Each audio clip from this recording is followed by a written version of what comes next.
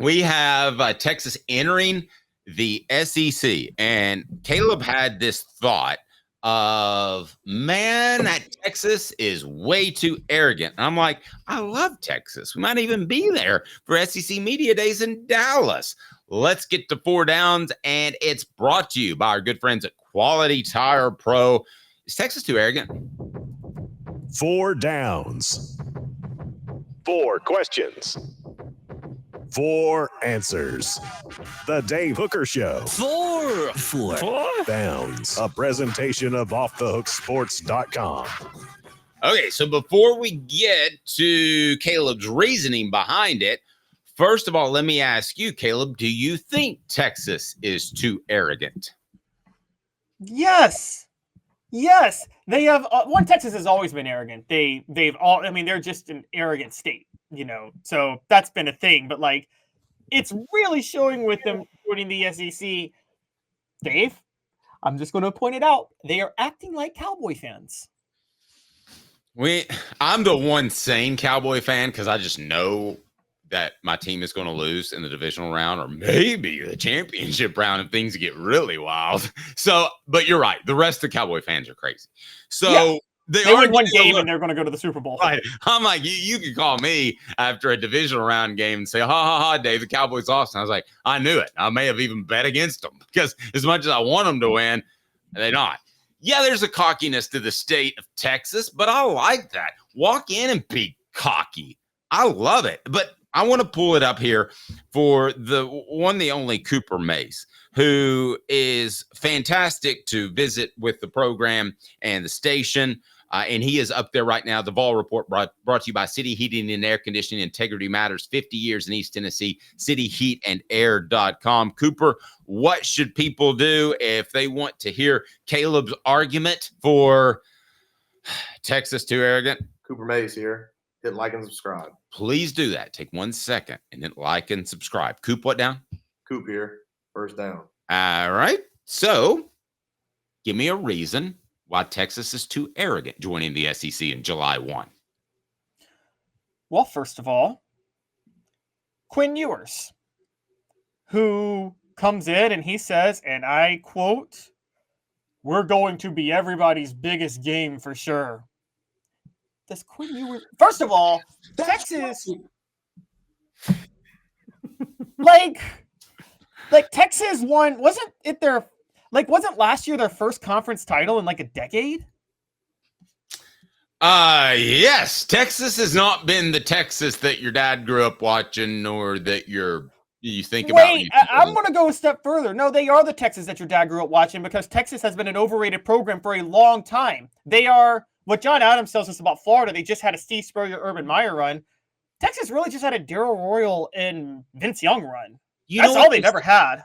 No, that's a good point. You know what they seem like to me? They seem like the team in Major League Baseball that is fine turning a profit but doesn't care about championships. Like for instance, Pittsburgh, the Pirates, right? Don't call that a small market team. Have you ever been to Pittsburgh? I mean, yeah, I've been to the games. Yeah, Pittsburgh's got plenty of money, okay, and other cities do too. They just want to make a profit. They're running a business instead of a competitive entity. Sometimes Texas has felt like that to me, where they're happy being worth $250 million, but may not have a championship. This is why they're the... Sorry, I'd rather be worth half that, $120 million, which UT is, and have a baseball championship in my back pocket. Texas is the second best program joining the SEC today. And I got numbers to back it up. Oklahoma is a significantly superior football program than Texas is in every single way. Look at who won more conference titles when they were in the Big 12 together. Look at who has more national titles. Look at who has more claimed and unclaimed national titles. Look at who has a better winning percentage. And look at who leads the head-to-head overall series. Oklahoma's a better program than Texas. And Texas really thinks that they're going to be the class of the SEC. All right. Second down, Coop, what do you got for me? Cooper Mays here. Second down. Give me another reason why Texas is just too cocky heading into the SEC. Barstool Longhorn says, watching the SEC schools panic at the idea of Texas and OU joining has been fun to watch. It becomes a reality July 1st, 2024, which will mark the day Texas athletics begins their domination of the SEC. They didn't even dominate the Big 12. By the way, Barstool, thanks a lot. I walked in a Weigel's the other day and asked for my Jell-O shots and didn't get a dad blame one. No, I didn't, because I'm not an idiot. 4 Downs is brought to you by Quality Tire Pro. The Eberle family has been serving the Chattanooga community since 1957. QualityTirePros.com, QualityTirePros.com. Or just say, hey, Bo, Off the Hook Sports sent me full service automotive brake alignments, oil changes, and more. All work is covered by a nationwide warranty right downtown in Chattanooga on Cherokee. Please stop by and tell them Off the Hook Sports sent you. That's where I take all of my automobiles for repair work, and Bo does a fantastic job and his crew. So that takes us to third down. Third down, Coop, what do you got? Tennessee center Cooper Mays here. Third down. Okay, give me reason number 3 why Texas is just too arrogant on the day they join the SEC. Part of the reason they're just too arrogant is because people are feeding it. ESPN is feeding it.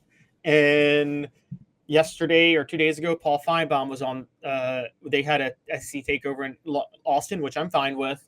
And he said Texas joining the SEC is the single biggest moment in the history of the league. Now, I love Paul Feinbaum, but it ain't the single biggest moment in the history of the league. It's just not. Okay. Now, wait. I disagree. I think it is the single biggest moment in the SEC. And the other one that I would have as a close second is whatever smoke-filled room with a bunch of guys that make more money than us decided to have an SEC championship game. That's the single biggest moment by far. That changed all of college football. Hold on. But now, as you pointed out, and you've been incredibly right about it, the SEC championship game is going to have about half of the interest it had because of the playoff. So I will say that do you ever play Rook or Spades? You know, in Rook, you got a trump card. It's called the bird. So you throw the Rook card down and you just win. So in this particular case, I feel like you were winning in the SEC championship game, folks were winning, but this has trumped it all. And this makes the best conference to ever play college football. So I will have to agree with Paul. And I know it's a bold statement, and I'm not trying to just go out there and be outlandish to get a reaction. I really believe that. I think Texas and Oklahoma and the SEC is that blame cool. Okay, but together, if you say it, maybe, but just Texas, like the value of Texas joining us, not the single biggest moment in the history of the league. Like, I'll give you that. Now, I thought we were talking about both things, but and also, I would venture to say that you talk about how Roy Kramer, by creating the BCS, basically set the college football in motion for the playoff. I largely agree with you, but I actually think it started with the creation of the SEC title game. I think that set in motion conference realignment, neat TV deals, and the BCS and the college football playoff. I think it all started with the SEC championship game in 1992. Well, it really was the beginning of conference realignment. Why? Because you had to make an East and West to put together a champion. So you did realign a conference that you took a couple of teams in South Carolina and Arkansas. Can I give you the fourth reason why Texas is so cocky? Yeah, go ahead. Because they caused all this. Do you know how? Go. Okay, here we go. I think this is going to surprise you. All SEC center Cooper Mays here. Fourth down. The Longhorn Network is now a streaming entity.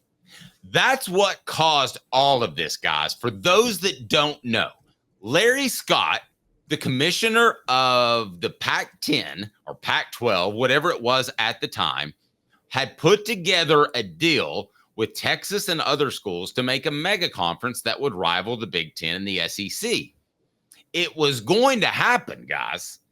And Texas said, wait, we would like our own network for our secondary sports.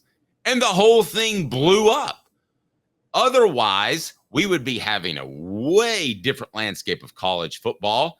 However, there's a real chance that had Texas not done that, we'd be sitting with a pretty strong Pac-12, 14, whatever the case may be, an SEC, a Big Ten, and then a couple of other conferences, maybe the Big 12. You'd still have a Power 4, but the Pac-12 would be in existence. So I will tell you right now that saying we've got to have our own network That's pretty cocky. I mean, that's like me saying, Caleb, I think we're, I just want to tell you a secret. I think we're doing a great job, but I kind of think it's time for me to get my own channel. I mean, that is not a cool thing to do to your brethren in that at the time, the Big 12. That's pretty cocky to start your own network.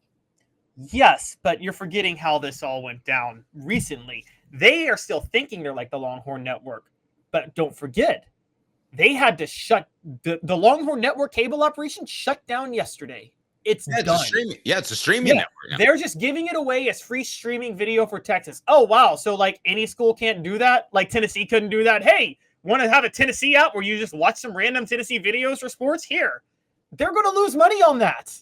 That's a dumb decision. So I mean, there's no cost, and they're going to. But they're going to have to spend for production. They're going to have to spend to actually. They're already. What I've been told is they're going to play older games, which I don't know why anybody would want to watch that, but they're going to play older. On YouTube. Exactly. I mean, why would you want to watch that there? And then the other thing that they're going to put the coaches shows on, which again are probably going to be available on YouTube. I mean, I don't even know why they continue to stream it, except the cost is. Sounds like just a regular radio network at this point. What makes them different from the Vol network? They're not. Exactly. They don't get this because Texas, for those who don't know Texas's history, Texas basically facilitated the death of the Southwest Conference. You know that, Dave, right? Yes. And created the Big 12. They then facilitated all the teams that moved out of the Big 12 and kind of handpicked who they wanted to come with them and join them in the Big 12. Then they bolted on the Big 12. Texas has strong-armed every conference they've wanted for the past 70 years.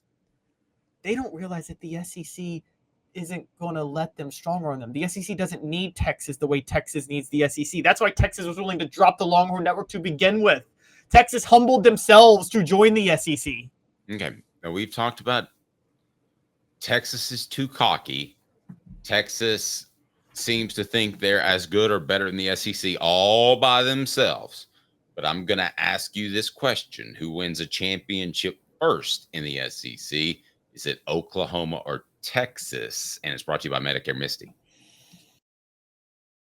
19 years this year. Well, I've been in the community since 1993. You're getting a lot of information. Unlike when you were working, they made the choice for you. Now you have to make the choice. Come to us and let us help you make it easy. Call Medicare Misty, MedicareMisty.com or 423-777-5577. Let us help them sleep at night. And we call her Medicare Misty.